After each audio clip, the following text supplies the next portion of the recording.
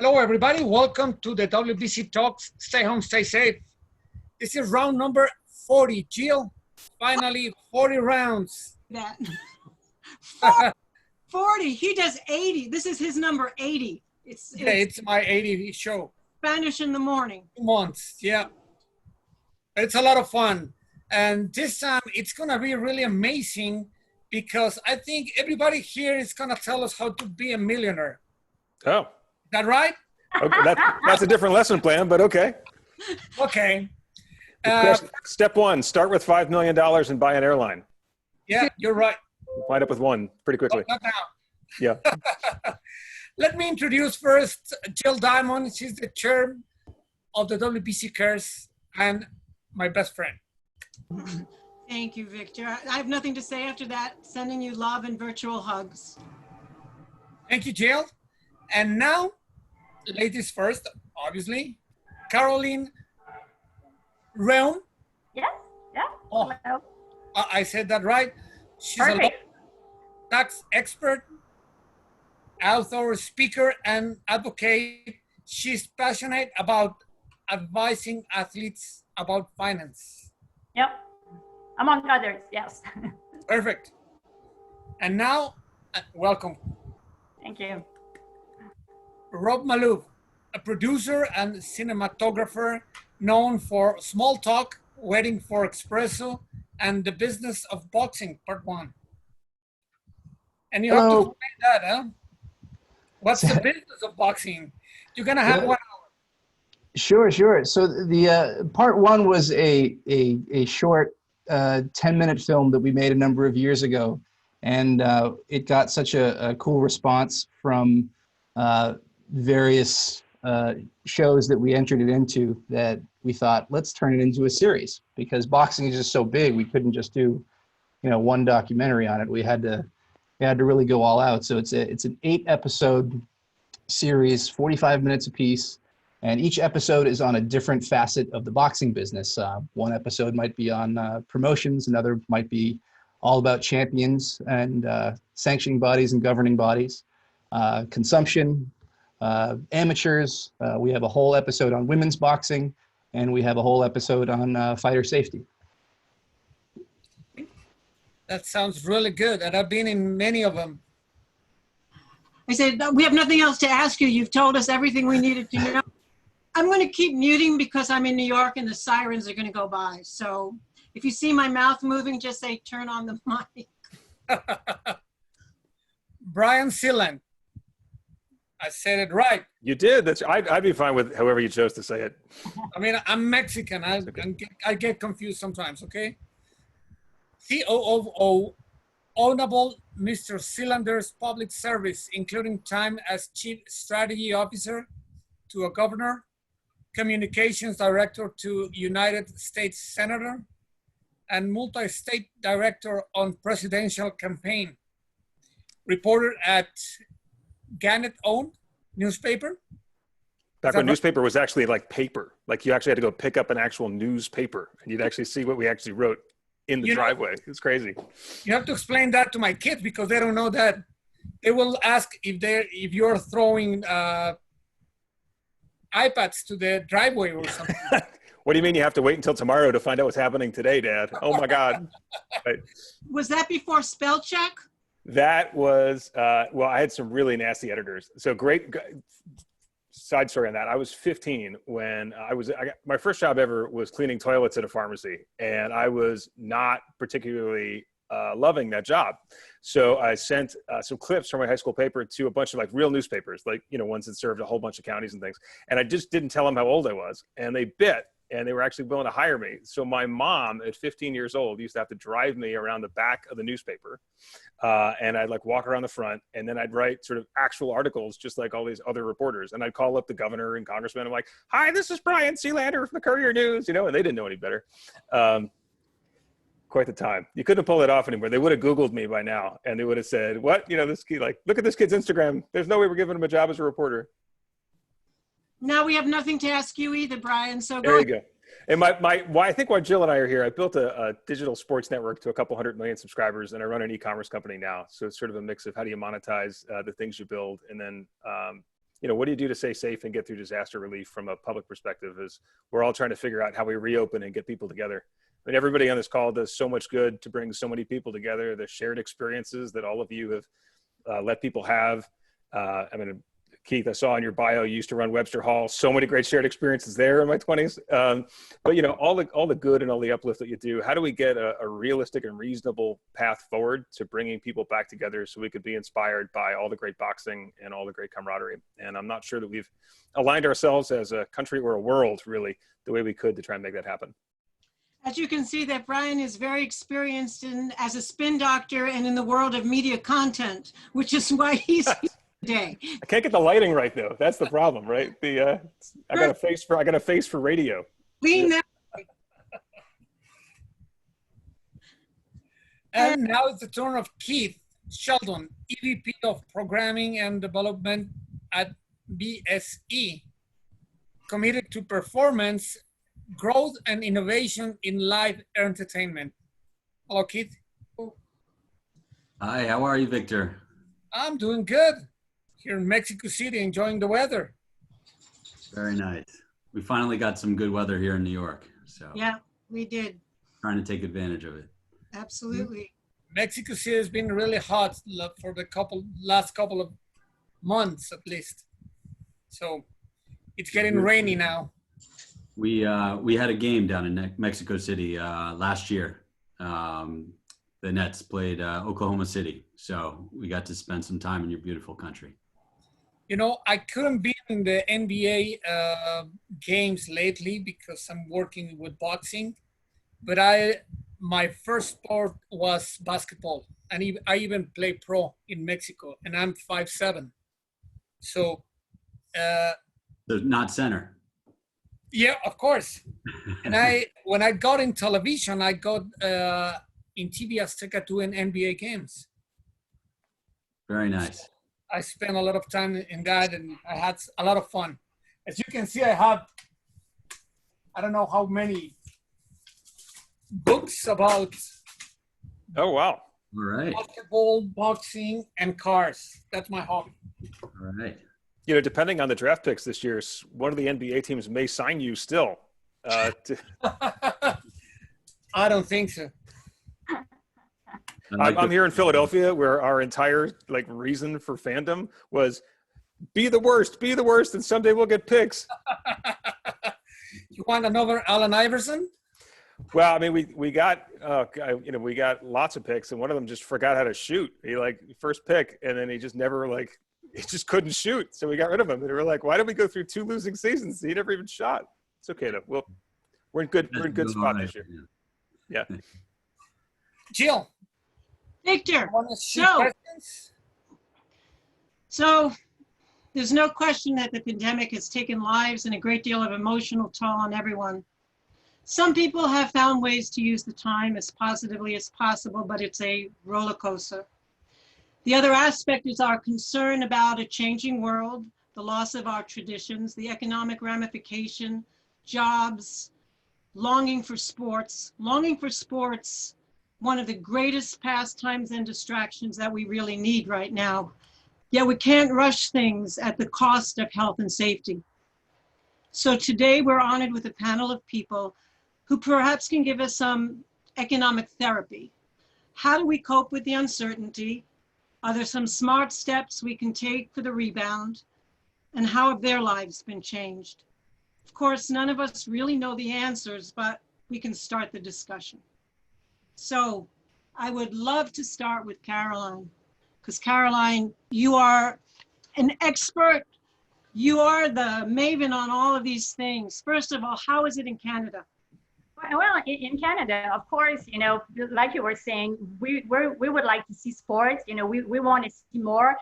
People are complaining about the fact that, okay, they're watching, you know, shows, boxing shows that, you know, happened like years ago. Same thing with hockey. And they're saying, well, we already know what's going to happen. I know the outcome. I know who's going to win. So I think people are working really hard right now to say, okay, we need to do something. And is there a way to be this was with Adonis, yeah. So really working hard in finding ways to say, okay, we need to be proactive, because if we wait until someone is going to say, okay, now you can go ahead and you can, you know, oh, Bernard.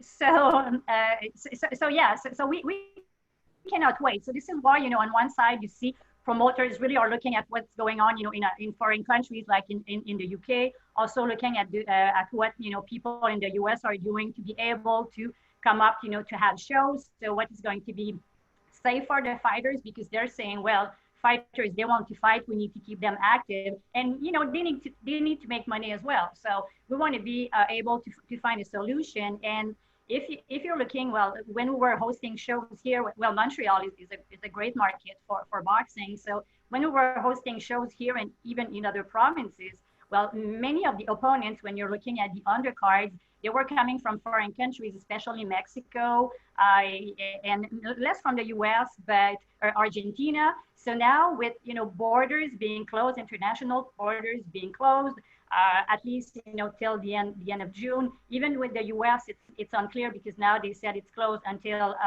June 21st.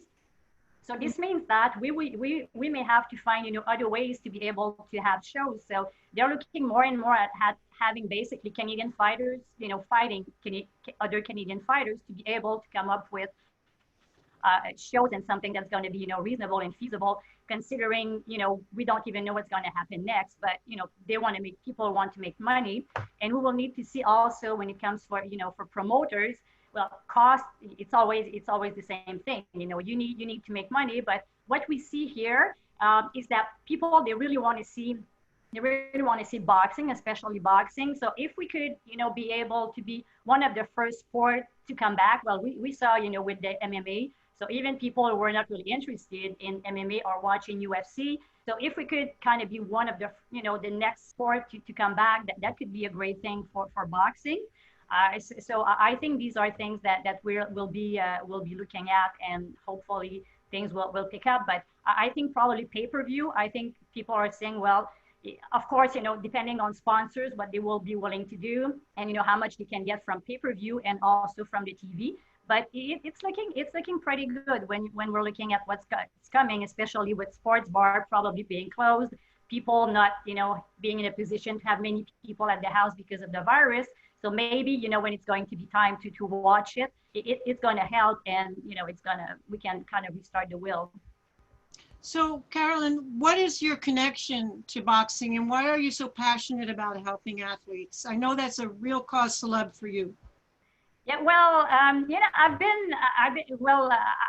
you know, I met people. It started with, we were talking, you know, before we started the Zoom, I was talking about Christian Gauthier, who's basically one of the person who really introduced me to boxing, because he was working with HBO. He was, you know, he's still an MC, so still involved in boxing. So I started to watch shows and attend also, you know, well, basically shows, also the weigh-ins and everything. And I started with several boxers also, because since I'm a tax lawyer and I do a lot of estate planning, Canada-US estate planning. So working with them on, you know, making sure they have proper documents in place, reviewing some contracts. So I did, you know, things like that. But after that, it was really, I really, you know, became a fan of boxing, started to do the boxing training, and also starting with a gym back in Quebec City.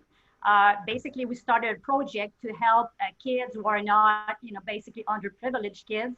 So we had a project to help them with their homeworks, and you know, we were helping them with their homeworks, and after that, they had access to the boxing gym, and this was for free, so they could, you know, kind of, you know, have this opportunity for them. And then after that, I started to sponsor boxers, amateur boxers, and then professional boxers, and then Mexican boxers. So Wow. I'm still well. Currently, they're in, they're stuck in Mexico. But yeah, so it's really like, and then I meeting all the people, and you saw just when you saw the pictures, you can see that I travel a lot also to meet with fighters, to attend events, and yes, and help us, the best I can.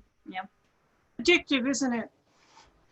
It's addictive once you get involved in the community.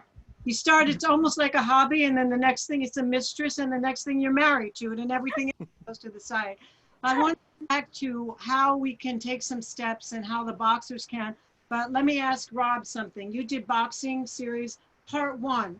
What do you think part 2 is going to look like when all this lockdown stops to open up?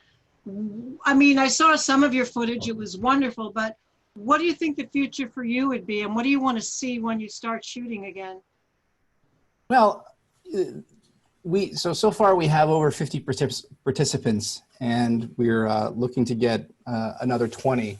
I know that I'm sure the next 20 participants, when I sit down and I talk to them, we're going to have some different questions and some different subject matter about how the pandemic has affected them. And one thing that I think that might come up as I might talk to a few more congressmen. I know one person that I had spoken to, Congressman Pete King, over in New York, and himself, along with John McCain, had a couple of times over the years, I think, spanning back to the late 90s, had tried to adjust parts of the Ali Act to try to find a federal commission. In particular, that was kind of their sticking point. And they tried a number of times, and it failed. It never really got to the House floor. And I asked him how to change things. And he said that the real way that any kind of change can happen like this is there has to be like a public health issue, like steroids in baseball. They looked at that it could become a national crisis because a lot of kids look up to the professional players, and they're doing steroids, and they thought, well, we really don't want our kids doing this. So that's when Congress got involved. So Congress really can't get involved until there's some kind of big public outcry about a public health issue. So the reason for that big long story is that we're seeing now, and we just saw last week with the UFC holding their event down in Florida, and they're first. Obviously, each commission has their own rules, and each state has their own rules about lockdown. And who knows? 3 months from now, or 2 months from now, 6 months from now, we may learn that some of the events that open up first might have led to another outbreak. We're not sure. We'll see what happens. I hope that it doesn't. But it might be an argument for new legislation. We don't know. But it will be interesting to see what people have to say about that sort of thing. Well, I personally have always believed that the commission should be unified, because you go state to state and things are different, but boxing is a global sport. So it's hard. The Americans come in, and I'm sorry, I am a proud American, and say it should be like this, but it can't be, because you're dealing with the World Boxing Council alone has 167 countries. You're not going to do it by just instituting something in the United States and saying everybody do it that way. In fact, I think that's the basis of some wars. So we really boxing as a global sport, not as a United States sport. But what have you learned during this documentary that you didn't know that you might want to share with us? Oh God, I mean, when I started doing part 1, just tell us all your secrets. Oh God, it's been such a long ride. I mean, when we did part 1, and we were just, God, it was just a little 10-minute video, and it was just a little project. I mean, it was, I was just slightly wet behind the ears a little bit about boxing, and I'd always been a fan. I'd always watched it when I was a kid, and I watched it, as I grew older. I didn't really know anything about the business. However, right around I think it was 2018, right around the fall of 2018, when I was thinking about turning this thing into a series. I started, looking around on Twitter as most boxing fans do. That's kind of like the place to go.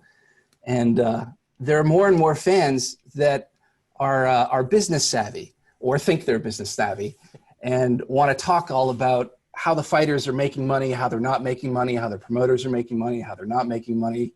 And they really would have these intense, very long arguments about how the business works. And I thought maybe there's something to that. And then not much long later in the winter of 2018, ESPN put a whole segment on of Dana White arguing with Oscar De La Hoya over the economic differences between their two companies. And I thought, ESPN doesn't just kind of let anybody on willy-nilly and dedicate a whole half an hour of their programming to, for no reason whatsoever. So they must kind of know something's up.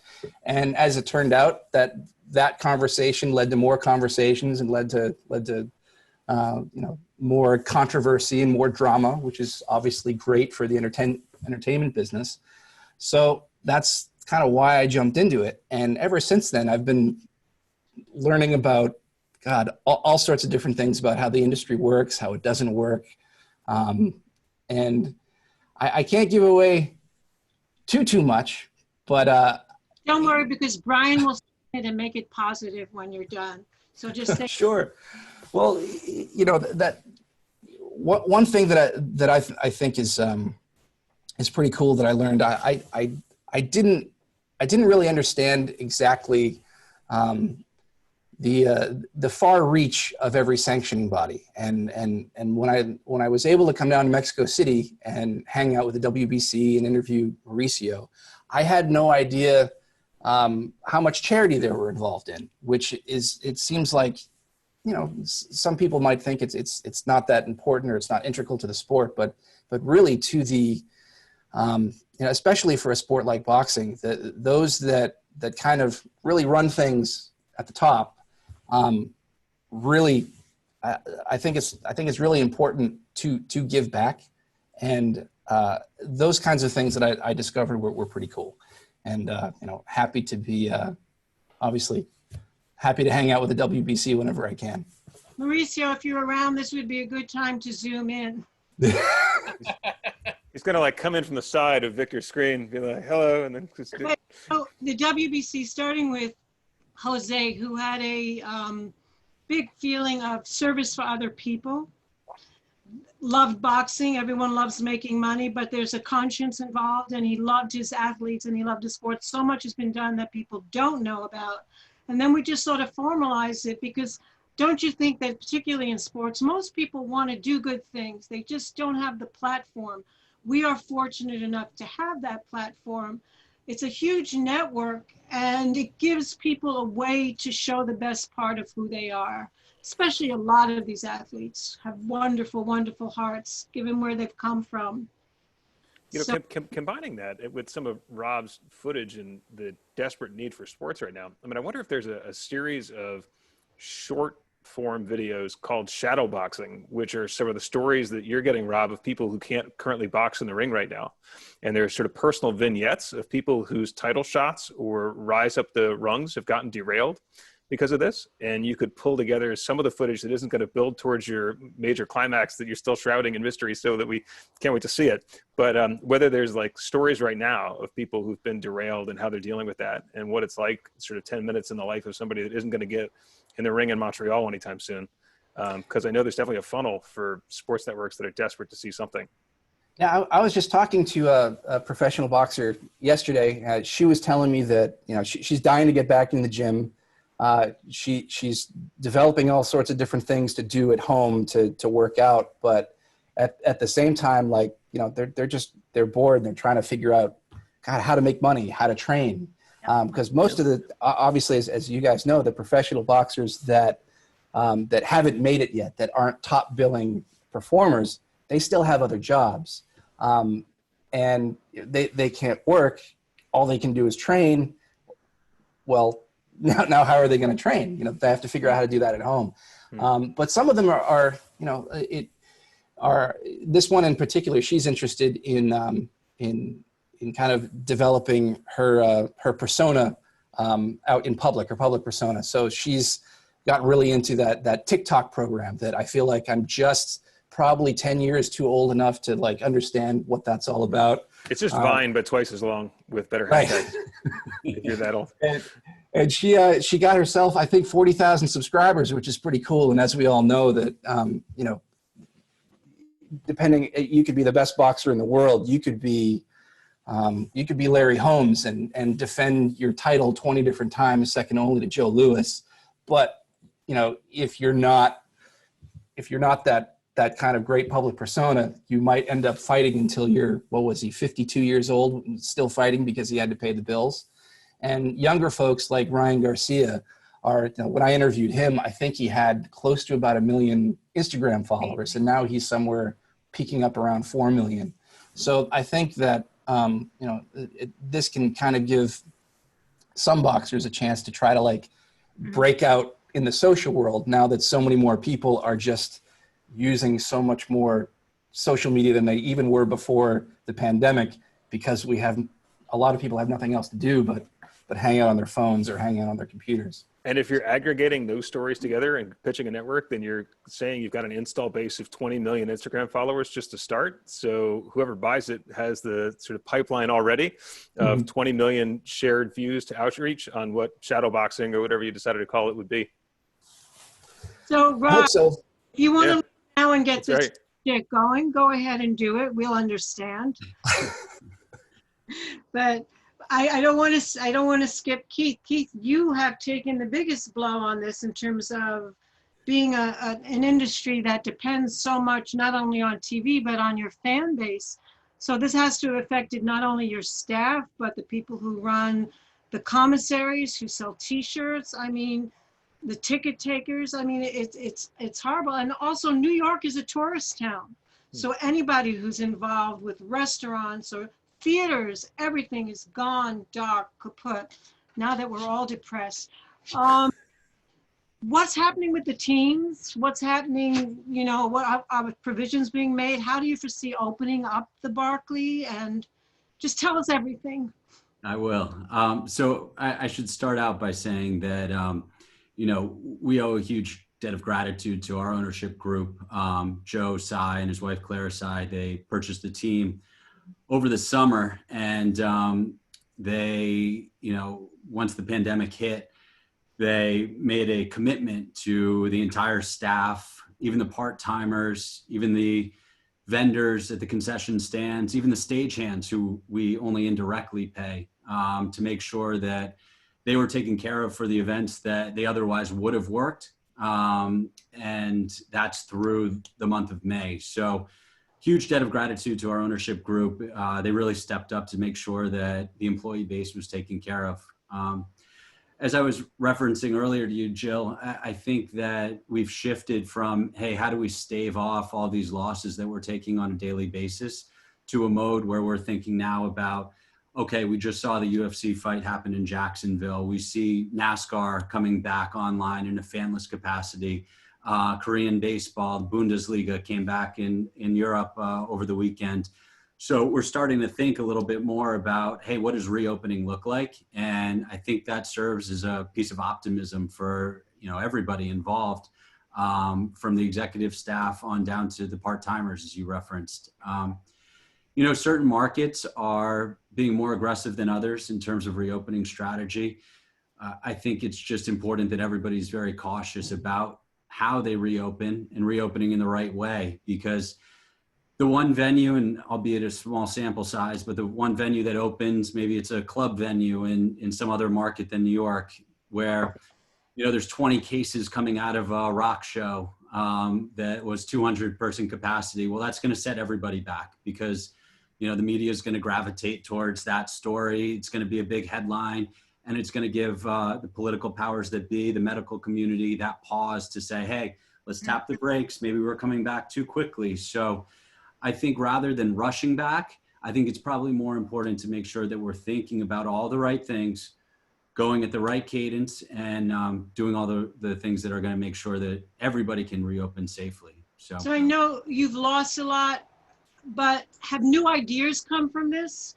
New ways of marketing, new ways of showing sports that might have come as a result of this? Well, I mean, certainly the virtual showcases, whether it's sports, whether it's concert type events, you know, that's come to the forefront. I think that, you know, historically people were less interested in seeing, you know, highlight reels. They wanted to see kind of more forward-looking content. And so I think our social media platforms have thrived during this period.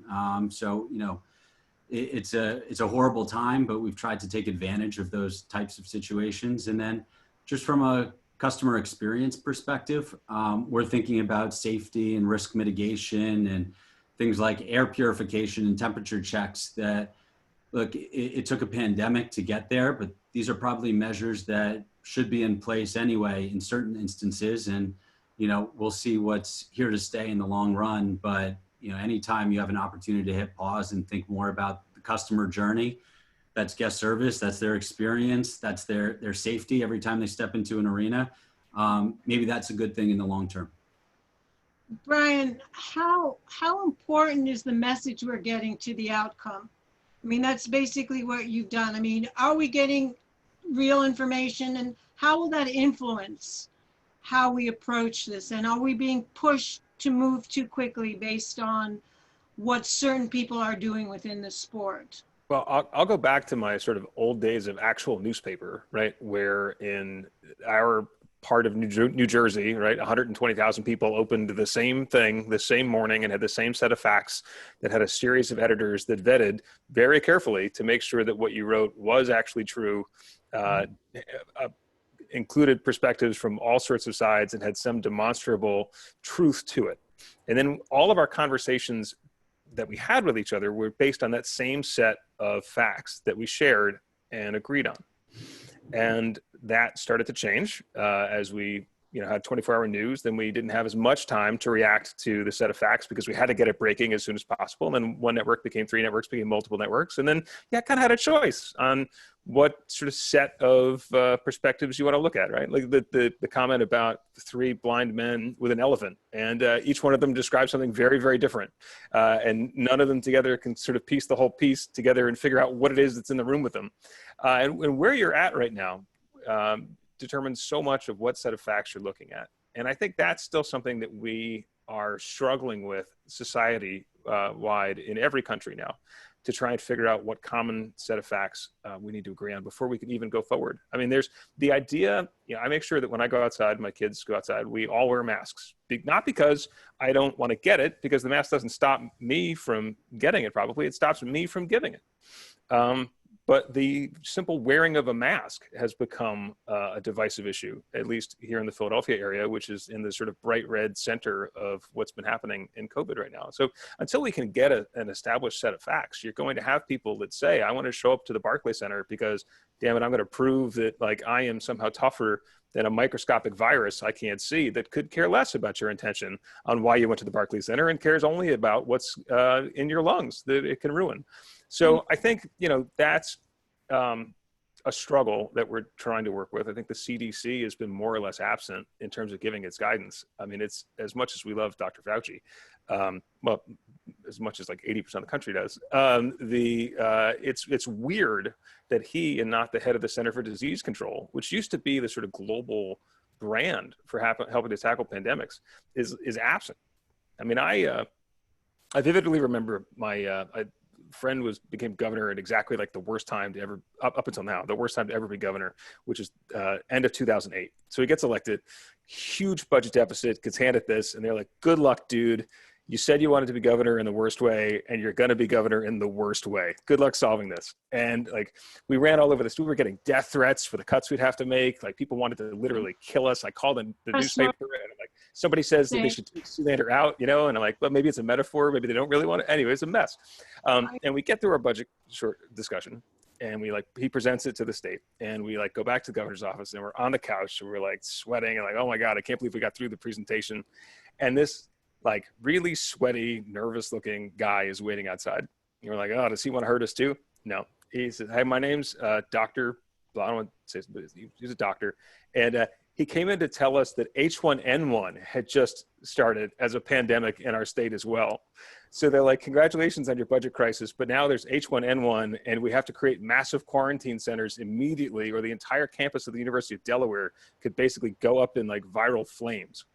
And, you know, that was like how we just rolled into that crisis. And we turned the gym, I believe, into a quarantine center, and we laid all these beds out, and we had people all over the world trying to figure out what was going on in other countries to see how they were dealing with it. And, you know, there's just like really different times. And that's an order of magnitude less dangerous, I think, than what we've been dealing with now. So I guess my answer is we don't really have, until we have figured out how to be honest and open with each other, and until we figured out what kind of facts we can all agree on, we're going to have very different sets of behaviors from very different sets of people that are going to exacerbate the divide in our country. And what that is likely going to do is delay our ability to go to the Barclays Center, which happens to be where I first met Jill Diamond and Mauricio, and be able to get back to work together. Caroline, Brian, I have a question. How hard it is for people? I grew up watching the news on television, and you knew that that was the truth. Mm-hmm. But now you can read a lot of different versions, fake news, and many people, like my parents, my aunts, they think that what they read it's true because they are used to journalists, not everybody writing something. How can this affect this kind of pandemic situation? Yeah, I mean, I tell, like, first of all, I think certainty is often the enemy of truth as well. I think the rush to sound certain gets in the way so often of being true. So think about all of the different certainties we've had around this pandemic. Right? In March, it was certain that wearing a mask actually would be more likely to make you sick. And that turned out not to be true. But we were certain that this particular drug was going to do something that it turned out to not do. And because the more certain you sound, the more likely you are to get covered, people get misled into reading that what they are seeing is somehow verified because of this rush to be the most definitive and the most certain in what they're sharing. So I think that, that feeds into it too. We've lost the ability, and maybe we can get it back, to say, I don't know enough to be able to say with certainty that this is the truth, but here are 3 or 4 things that could be happening. And some experts say this and some experts say that, and we don't actually know. So, I'm empowering you as an audience to try and make up your own mind based on these series of facts, rather than, Jill mentioned which newspaper we're going to be like today, right? Like each of those that have a very different take on what we just said today. If we were just sort of more willing to admit that we don't really know, like we don't know whether you can get reinfected with this virus for certain. It looks like some great news out of South Korea today, that if you get infected, you might not be able to reinfect somebody, even if you can get reinfected, but we don't know. But saying I don't know doesn't draw people in. So I think as consumers, it's up to us to pick places that are more comfortable being less certain also, or we're going to wind up like yelling past each other well past when we should be back to work. Keith, can you accommodate this at Barclays? Is there a way to actually seat people, or is that something that you're working on also? A way to actually have people in the stand where they're less in contact with each other? Yeah, there's a whole set and variety of things that are being discussed, whether that's, alternating seats, 4, and then creating a gap of 2 seats and then going 4 additional seats, or even creating a checkerboard pattern throughout the arena where you're selling, 2 and then nobody behind, nobody in front, but people off diagonally to the sides. So there's a lot of conversation around that. I mean, there's even conversation about, hey, maybe arenas aren't open until, everybody feels that it's safe to come back for the most part, but you still have, just like you have mobility impairment sections, you have socially distanced sections where people feel more comfortable being in those areas. And those who want to be part of the masses and have no fear of being infected or getting infected themselves are in a certain area. We're exploring timing of entrances.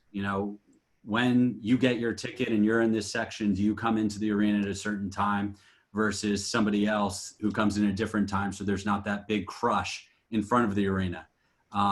You know, it's all well and good if you're taking every measure possible within the confines of the arena, but the customer experience starts outside the four walls of the arena too. So thinking about that, thinking about temperature checks, even basics like what's on the floor of queues at concession stands.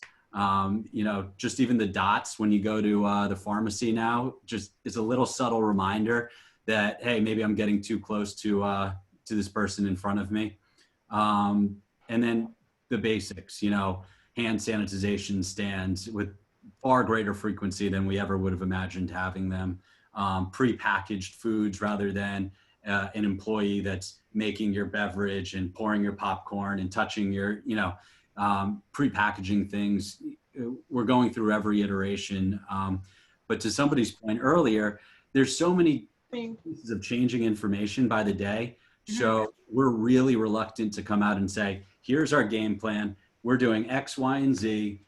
Because if we hear, you know, tomorrow that Z is wrong, we need to reserve our right to change our mind. Wow. Wow.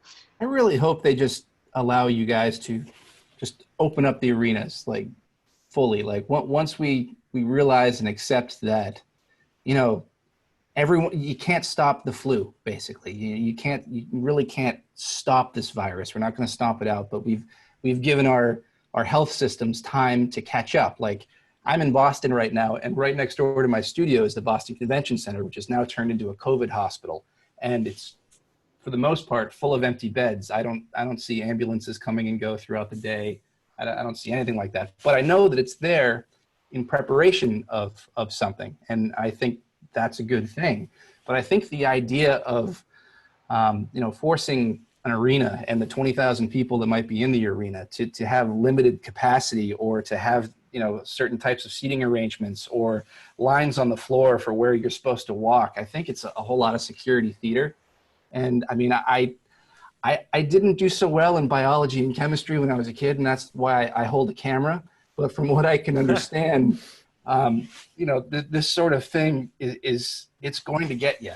And I think if we're able to, you know, to prep for it and protect those that need the most protection, I'm really hoping that at some point you guys are able to get back to normal, which would be great. Well, one thing that I haven't heard a whole lot of people talk about yet, and I'm wondering if any of you are concerned about it, is the psychological effects of fans on The athletes. on watching combat sports without a crowd, because it can look like a sparring match, or it can look like a street fight. You know, like imagine the gladiators going at it without the Colosseum. There's no spectacle, there's no crowd. It looks like two guys trying to kill each other. And that's the kind of thing that worries me. I worry that all of the fans that might be on the fence, or the crossover fans that you're trying to get, I worry that they might be turned off to seeing. I mean, to all of us that love boxing, we definitely see the sport, and we can see the art, and we can see what's going on. But the people that don't know, that need to have that crowd as verification that they're doing something that's okay and accepted and legal and cool. I worry that they might be turned off by it. And I was wondering if anybody else has that kind of worry also. Rob, I would like to answer some of the parts that you already asked. Here in Mexico, the hospitals are full. We don't have the capacity, and what we're doing is buying time. So if you're staying at home, you're not getting infected now. You might get infected in a month or 2 months, but we're buying time to get a vaccine, to get space in the hospitals, and that's one of the issues. The other issue about boxing, I hear a lot, what is gonna happen with a fight without crowd. If you have been in Vegas, especially in Vegas, because if you go to the Madison and you buy a ticket, usually you get there early to watch the previous fights. But in Vegas, people is in the casino and they get there just to see the co-main event and the main event. So you can watch, when we're working, I work as a boxing commentator for a network called Space that broadcast to all Latin America. So I get there really early and I watch the 6 previous fight. Usually there's no crowd. The guys are 4 rounders, 6 rounders, even 8 rounders, and they are fighting without crowd. I have to say. And it's being televised, some of it. And I enjoy it. It's something missing, of course, but there's something extra too, that you can hear the effort, you can hear the punches, you can really hear the punches. So it's not that strange. Something's missing, but it's not that different, you know? Yeah. I think maybe I'm just most concerned about those that are tuning in for the main event, and maybe their friends that might be the crossover fans, all those people that know who Sugar Ray Leonard and Mike Tyson are, you know, all those crossover people, like, those are all the people that you want to bring to the sport to make it bigger. You know, the whole, you know, the spectacle of boxing and is really, I think it's just such a huge part of the event. And that's the kind of thing that worries me. Like, once you get to that main event, once you get to that huge thing, like, how lame is a ring walk gonna be without hearing a crowd going nuts over, you know, Tyson Fury walking in like, you know, like to Living in America, like he's Apollo Creed? Like, is it as effective as a spectacle without the crowd? And I don't know, I worry about that sort of thing, because I really want to see it, and I want other people to feel it, because I feel like that's how the sport grows. That's how you make cool photos and cool video. I think you would know better than the rest of us, but I feel like for a fanless type event, you need to almost create a television style production behind it. And, you know, Victor, to your point, I think, Caroline, you mentioned the same thing. Many folks got into the sport because they went to their local boxing gym and started, you know, training with the trainer and learning a little bit about the strategy behind it. And I think for casual fans or novices or people that are newly introduced to the sport, there might be some benefit to hearing the corner about the strategy, and, you know, you might get more out of it than just the pomp and circumstance of who's sitting in the second row, you know? And bottom line is, it's the life of one boxer unnecessarily, because this is a stopgap measure. It's not that we're saying there will never be fans. We're saying until we get a handle on this, let's do it smart. You know, I feel like I don't want to be bullied into thinking we have to have fans, because that's a financial decision. It's not a humanistic decision. Carolyn, you had mentioned about, I mean, it's a little after the fact, but could you advise anyone, any of the boxers, any of the athletes, what to do now, knowing that financially they're in such jeopardy? Is there anything anyone can do right now? Yeah, I think, well, you know, we had discussions before, really trying to tell boxers, well, you need to really, think of yourself as a business. So, and that's interesting when you were talking, Rob, about the fact that, some boxers now they're trying to do things. We see a lot on social media, fighters who are, training. So they're doing, training sessions, lessons.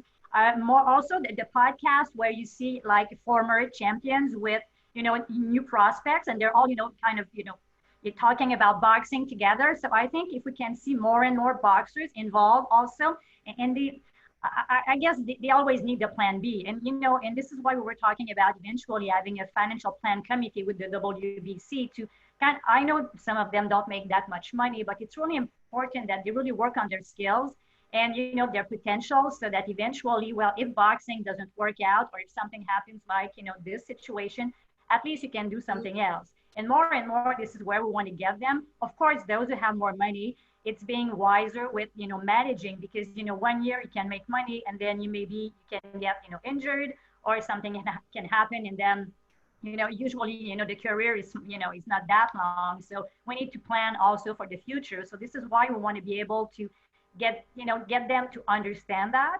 But and you were talking also eventually if there are, events with no fans, well, the fact that, more boxers would be involved in, as commentator, or, coming up and, talking about what's going on, explaining what's going on also, maybe there are, possibilities for more boxers or people who used to be boxers to be involved, and then kind of, have a new career or something. But it's not easy, but discipline, what we're talking about, they're really disciplined when it's time to train and to get ready for a fight. They have to do the same thing with their finance, and this is why we want to help them as much as possible, and hopefully this what's going on won't put too much pressure on the purses. Hopefully they won't, fighters will be in a position to still make more money as opposed to making less money because of what's going on and the fact that we cannot have fans and blah, blah. So, but I think that it's education to get them to realize that,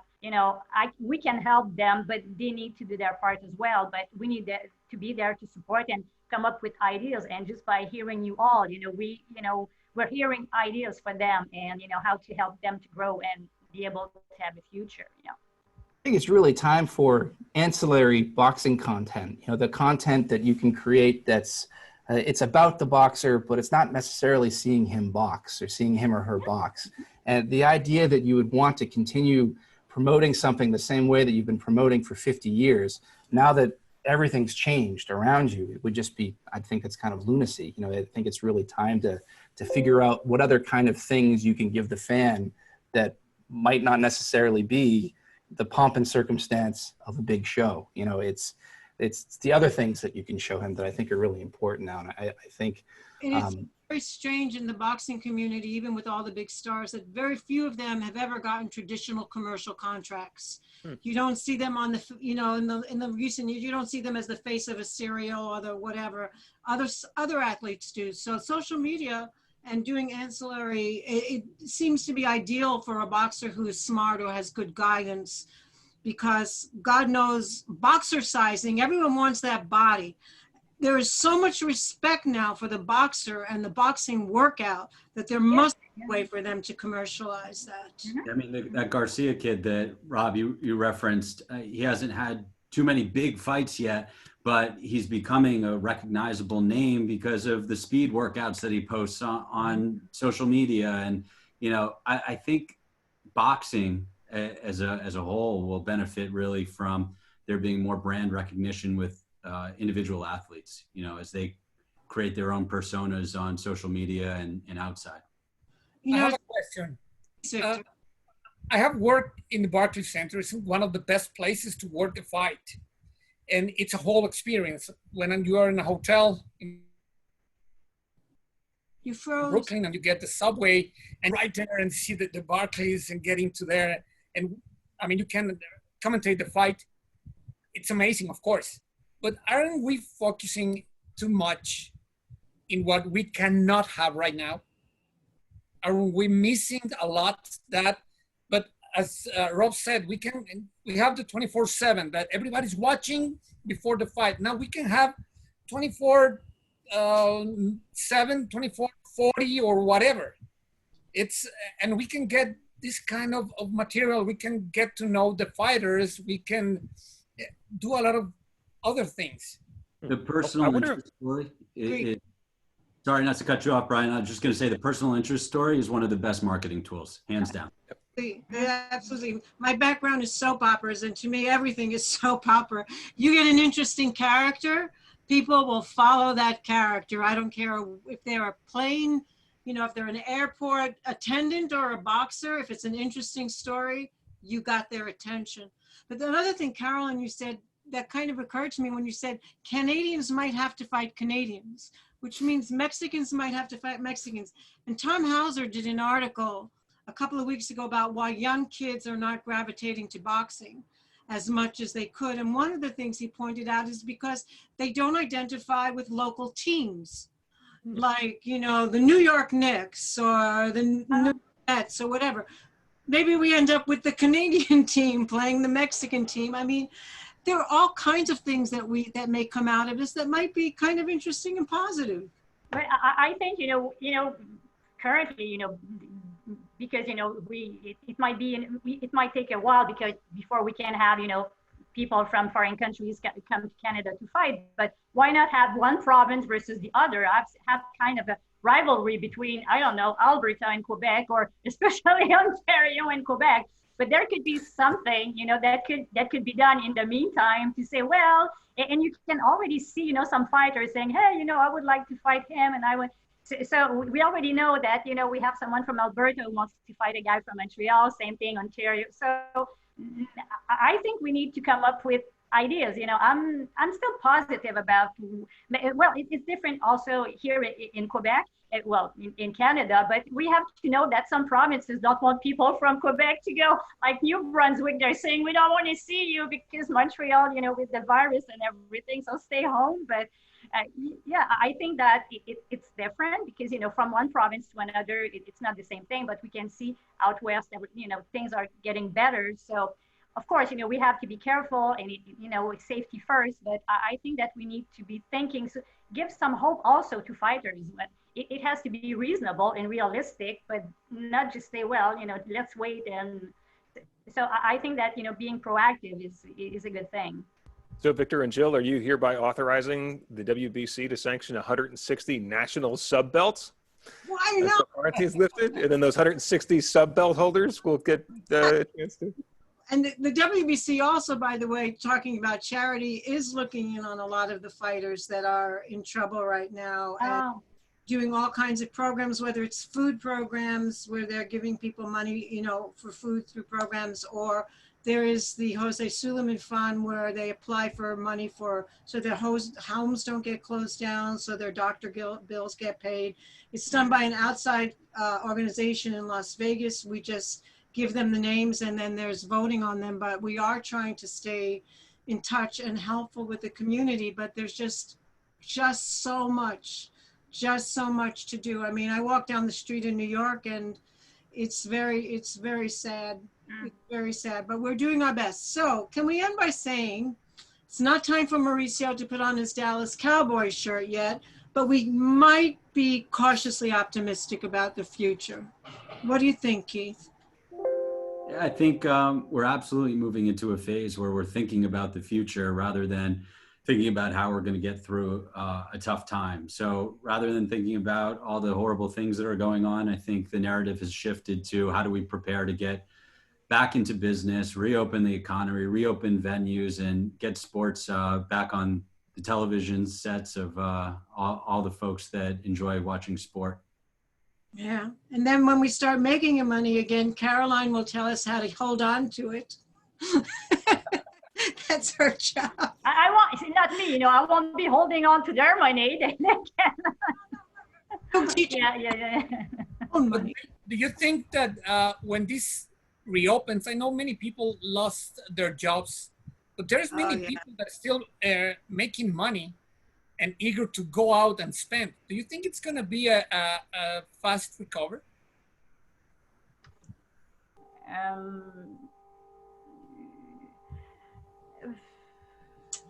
It's hard to say, because now that they're reopening like stores, you can see that, everyone is saying, well, it's not that as it used to be. People are kind of, it's not the same thing. Will people go to, venue and like hear like the Bell Center or Centre Vidéotron? I don't know. But yeah, many people lost their jobs, but the government has been helping a lot also here in Canada. So it remains to be seen. But at the same time, people, they want to go out. They want to do something. They're tired of being home and doing, okay, after a while, I go from the second floor to the first floor and, after a couple of weeks, I would like to do something else. So I think if we feel it's safe and, ticket price is right, I think that people, it might be slow, maybe not as it used to be, but yeah, maybe I'm too optimistic, but yeah, I think it should come back. In like 2008, I don't remember where I came home from, but everything had crashed. And I remember walking around Manhattan, and it was a New York I'd never seen before. Everything was like 90% off, and nobody was buying. The restaurants were closed. It was just the most horrible, horrible scene. And it came back. And now it went away again. But it did come back. And in 2008, 2009, nobody thought people wouldn't be going out to restaurants and spending and whatever. My heart goes out to the people, particularly in restaurant businesses and areas like that. There's such a gap between, even if it comes back, how do you recoup all that you've lost in that period of time? But I'm going to be cautiously optimistic. Mm-hmm. Why not?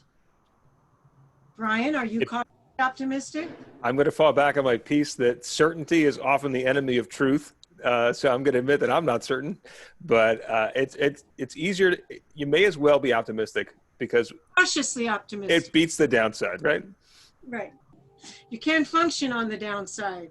From a mental health perspective, by the way, like don't count what day you're in quarantine. So I've been encouraging people. I'm married to a PhD psychologist. I have a master's in psychology. Don't say day 97 because then it's a terrible thing. Just you're here as long as you're here.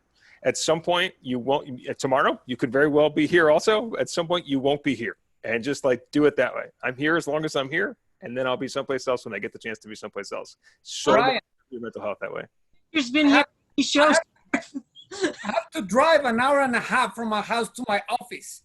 I don't want to go back to my office anymore. Yeah, I'm with you. Okay. Let's name just one personal guilty pleasure that we've each gotten by not having to go back to the office. Victor, you started. Carolyn, do you have one personal guilty pleasure? I work from home and my gym is at home, so it's kind of it didn't change that much. Keith? I got my evenings back. I used to be out 6 out of 7 nights a week, and I got 3 little kids here at home, and it's nice to see all their faces and tuck them in for bed. Brian? I'm afraid. Brian? No, well, I could say something that would make you afraid, but instead, I'll say that this is the first time in history that I've had lunch with my kids on weekdays, like ever. It's so good. That's nice. And Rob? Yeah, I've been doing a whole lot more writing, which is pretty cool. But I guess the guilty pleasure, like, is I've been watching a lot of like 80s reruns, like stuff that I used to watch when I was a kid, and I don't know why, but that's the thing that I'll go to in the middle of the night when it's wild. What show holds up better than you thought? God, you know, this is really weird. Remember that show In the Heat of the Night? Yeah, it's cop. Yeah, my show. parents used to watch it all the time, and I used to come in every now and again. And for some reason, I can't stop watching it, and I don't know why, but I can't stop. I'm watching the Fantasy Island. Fantasy Island. Yeah. I have a question for Keith. Yes. Kyrie Irving and Kevin Durant, do you think that maybe after this? That's the aspiration. On the record, his answer is yes. Right. I have to be there. Well, we want to thank you all for giving your time, and this has been a lot of fun. And Rob, I can't wait to see what you do next. I really want to see, I mean, this has been such an incredible journy for a filmmaker. It may not have been the one you chose or wanted, but it's I really can't wait for everybody to see it. I mean, we were this close to selling it to a network before this pandemic hit. You know, in fact, they told us back in January. I won't mention the network, but I had pitched them this show that we were almost finished with, and 15 other boxing related shows. You know, different series, and you know the response was, we're only looking for shows right now that will help promote our current events that are coming up, and we're not going to be interested until ancillary content until about June, I think. I said, so get back to us in June. I said, okay, cool. And now everything's shut down. There are no fights. There are no events. And I think that the one cool part of, or the one good thing, at least from my perspective, will be everybody has watched everything. Everything that there is to watch, everyone's watched it, and they're going to be hungry for new content. So Sure. Hopefully that could be a really cool thing for boxing if somebody wants to pick up some really cool shows. And if anybody wants to contact me, feel free. Absolutely, absolutely. I would think that I saw some of your work. It's definitely great. It's definitely great, but it's definitely going to change now, given what's happening. It's a richer, sadder, more wonderful, more exciting palette to lie ahead. So, you, Brian, any last words? Brian, As the only multiple Emmy winner and nominee on this call, I would leave the last words to you, Jill. thank you all for coming. Victor, it's been a pleasure. Anybody, Carolyn, Keith, anything to add to this? It's been a great deal of fun. I don't know how many people we helped out there, but I've had a ball. We passed an hour of their lives in quarantine, right? Helpful. Definition of helpful. Victor? With everyone. I think we have to wrap it up. And I just want to say thanks for your time. It was a lot of fun and I learned, and I'm going to look. Do you know, Rob, where can I watch the Business of Boxing in Mexico? Oh, I hope I can tell you very soon. Thank you. I would love to watch it. Sent me just the interview link, that little teaser. It's so much fun. Will do. The teaser. Thanks. And thanks for your time. Please stay home, stay safe. Jill.